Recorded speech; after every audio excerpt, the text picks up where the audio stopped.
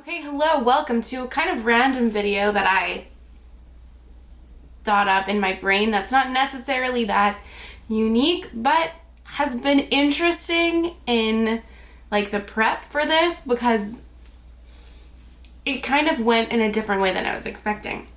So I was thinking about like duping palettes and like how we often in the makeup community dupe palettes that are coming out or new palettes or all this stuff, and I was like, what if I duped the oldest palette to exist, which is the Urban Decay Naked palette.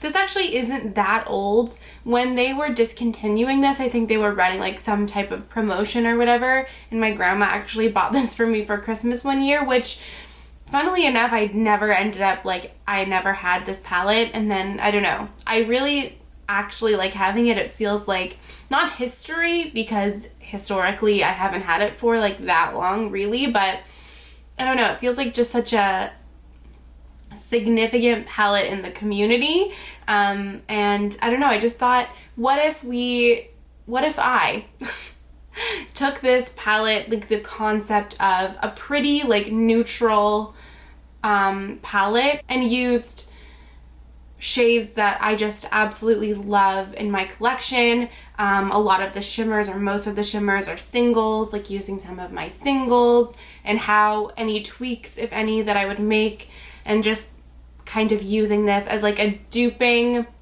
this palette, but not necessarily one-to-one, if that makes sense. There are a couple things that I would change, and it was interesting to go through my collection and I don't know, just like think about this palette, and yeah, so I think this is kind of like a fun video. Anyway, we'll see.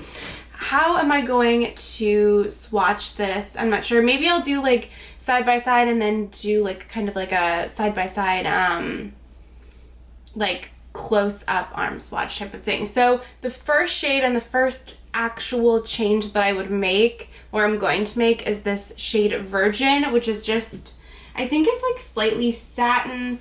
It's a basically like cream satin shade, which I don't particularly feel like I need or care about really when I'm doing my makeup. Like, I'll use it as a brow bone highlight, but it's not even really like bright enough for me that I would use it as an inner corner highlight. So I was like, let's just replace this, and because there are only two true mattes in the palette, this light beige and then this kind of like neutral brown, I was like, what shade would I want? What shade would I add? And I was like, let's add a mustard, because it's my favorite variation of neutral is mustard, and my favorite mustard in my collection is this matte Lorelei from the original Melt palette, or Melt Gemini palette. So not a one-to-one shade, obviously, but this is the tweak that I would make and something that I would add in. And I wanted to keep it kind of more true to the essence of the palette, in the sense of like, I don't want anything super, super warm or super cool tone. Like, I wanted to keep it kind of neutral, and mustard to me like felt like it fit that. Then we have the shade Sin, which is like a pinky kind of shimmer. It's like, again, very, it's like champagne-y, but more like with more of a pink undertone. And I was like, I don't know, I wanted to have like an iridescent kind of like inner corner-esque shade to kind of replace the vibes of this, or what I would like generally, I guess, use the shade for. And I kind of went back and forth. I thought about Reserve number 1 from ShinebySD, but this kind of pulls like kind of pink, and I didn't know if I wanted that. And this, so I ended up going with kind of a more different choice. This is Sundog from, or no, rather Ice Blink from ShinebySD in collaboration with Seeking Shifts. This is like a blue and orange iridescent shade, and because it has that orange to it, I felt like it would work with a lot of like the shadows in here. So it's not super, super blue iridescent, but it still kind of has like an almost like neutral-esque quality to it because it has that orange in there, but the blue sparkle makes it just look really, really wet. And I could see this working with as an inner corner slash brow bone shade for like every single kind of look that I would theoretically create with this palette, so I feel really good about that. Then the next shade is the first matte in the original palette. It's the shade Naked, which is just a light, I mean, back in the day, I think we all thought of this as warm, but honestly, it's pretty much just like a neutral, leaning almost cool brown. And I do like it, but I think with like the general vibe of the palette, I would go with something maybe true or neutral, but not quite so almost cool toned. And I thought that I would use the shade, what is this? Teak from the Natasha, oh my god, could I hold this any more awkwardly?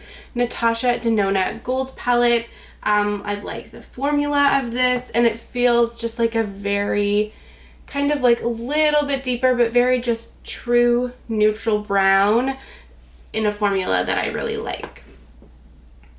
But I mean, I feel like I could have gone with a lot of shades to replace that shade. Then the next shade is one that I really, really love. It's the shade Sidecar. This is kind of like, again, an almost rosy toned taupe. And again, I wanted to keep the, I don't know, essence of this shade because I actually do really like it and I love taupes. But I wanted something a little bit more exciting, so I ended up choosing the shade Pale Night from the Duality collection and collab from ShinebySD in collaboration with M. Jones, Monica Jones, and Bizarrovolta. So this has like a taupe kind of base with pink sparkle and like a gold green reflect. So kind of like amping the pinky taupe vibes up. It's not like a true taupe, it's kind of like a rosier taupe, so this is like my take on like a rosier taupe in this palette. Okay, my camera was very rude and cut me off as I was talking about this next shade Buck, which is the second matte in the original palette. I just swatched it here. Again, kind of just a slightly deeper version of a more neutral brown. And I was like, okay, in an ideal kind of neutral palette for me, what would I want? And that would be a light mid-toned and really deep kind of brown. And I was like, I have a lot of really deep browns to choose from, but I'm going to go with the shade Matriarch from the Colored Raine Safari Rain palette. I love Colored Raine's formula so much, and this is just kind of like the perfect, really deep neutral brown. So it's perfect. That's what I chose. And also gives the vibes, I feel like I haven't heard that many people talk about it, but the new Natasha Denona Yucca palette, I feel like this palette is almost gives like very similar vibes to that. So, I don't know. Okay, next up, the infamous, not really infamous, famous I think is probably more accurate, shade Half Baked.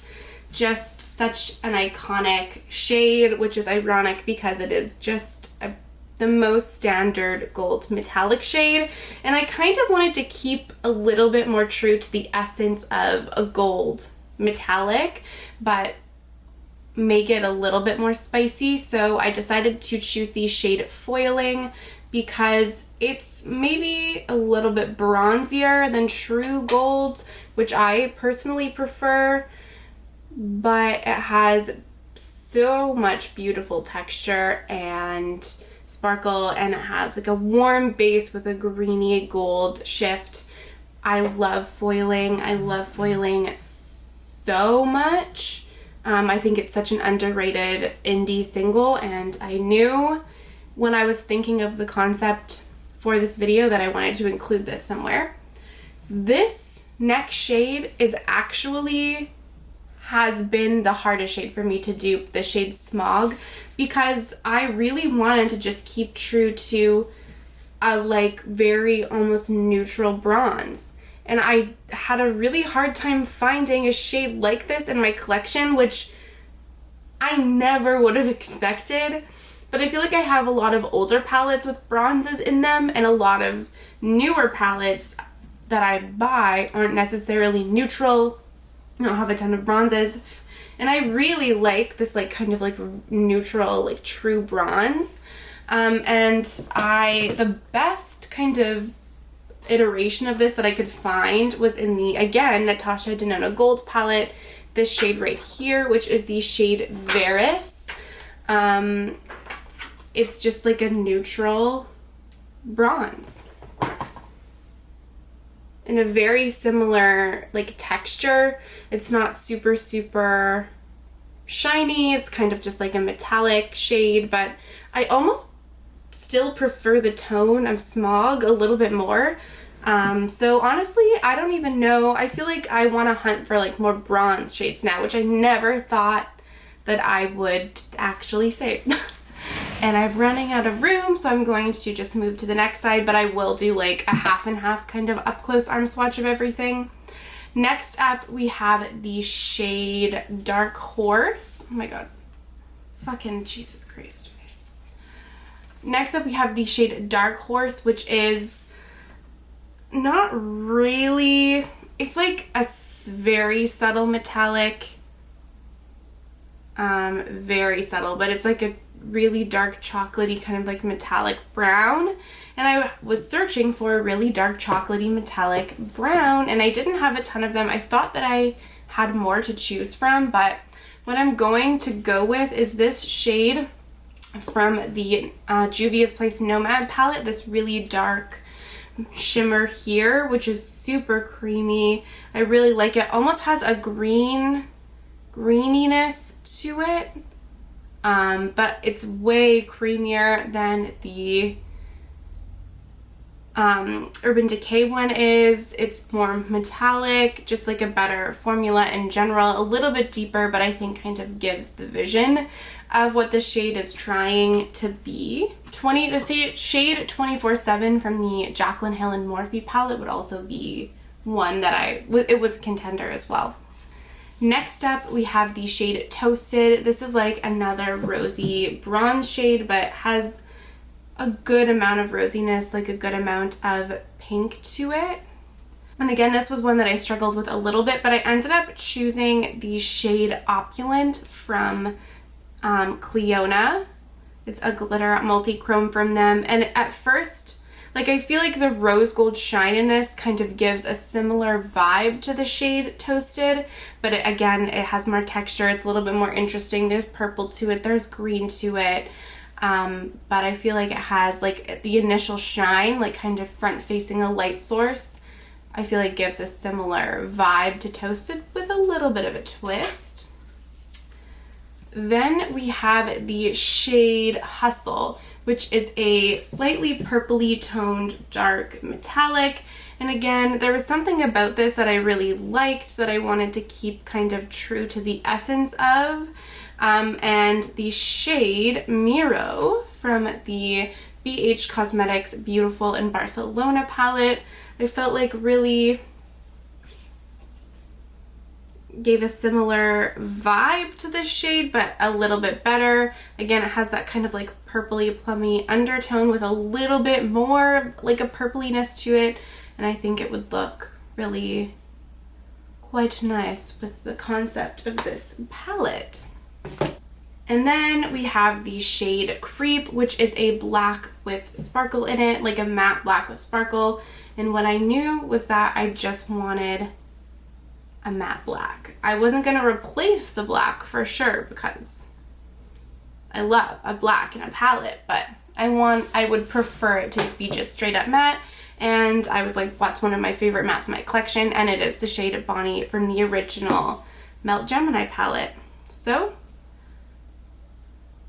we'll just swatch this black for you. Such a good black. And then last but not least, there is the shade Gunmetal, which is a gunmetal metallic shade. Again, though, it's pretty dry. It's not super shiny, just like a gunmetal shade. And the perfect shade that I have for this is the shade Android from Pretties for Your Face. my lovely friend Artie on Instagram collabed with Pretties for Your Face and did this shade, and they did such a great job. And it's just the perfect gunmetal shade to pair with the shade Gunmetal, but in a much, much, much better formula. So yeah, this is my 2023, oh, you can't even see, I'll zoom out a little bit. This is my 2023 version of the Urban Decay Naked palette, and I have to say, I'm really happy. Like, I would be into this palette if it released with these tonal choices, if I do say so myself, and finishes. I'm kind of in love with it. I can't wait to see the two like swatched out together. Let me know if you want me to like do a look with this palette. I mean, at the end of the day, it's gonna end up being like a neutral, probably smoky eye, but I don't know. I think it was kind of fun.